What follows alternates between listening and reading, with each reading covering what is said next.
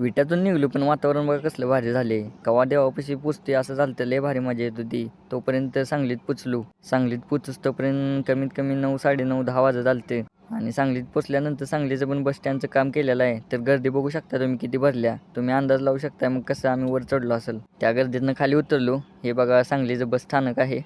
त्यानंतर मग पलीकडच्या साईडला कोल्हापूरला बस लागते तिथे गेलो. तिथं पण गर्दी होती. गर्दीतनं वर चढून मग बसमध्ये बसलो.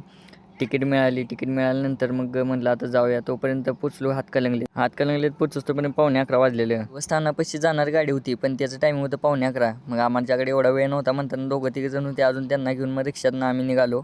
रिक्षातनं आणि बसून कसं तरी पोचलो पण गर्दी लई होती. मग 2 किलोमीटर अगोदर उतरलो. तिथनं मग पायी चालत गेलो पुढं. लई ट्रॅफिक होतं. आणि आल्या बघतोय तर काय गाड्याच्या रांगा फक्त सगळ्या मैदानात रांगाच होत्या. मोठ्या गाड्या सगळ्या होत्या. मग आपण निघाल्यानंतर म्हणलं आपल्या स्पॉटला भावा येऊन थांबलेला तिकडे जायचं आहे. तिकडे गेलो. स्पॉटवर गेल्यानंतर मग बसलो जरा. 12 वाजता पालखी होती. तरी समोर खाऊ गल्ली होती सगळी. आम्ही काही जेवून आलो त्यामुळे भूक नव्हती. मग म्हटलं बसूया जरा. 12 वाजता पालखी आहे तोपर्यंत जरा आराम करून घेऊया त्यानंतर मग जायचं. तोपर्यंत मग आराम करून घेतला. तर पुढच्या पार्टमध्ये भेटू.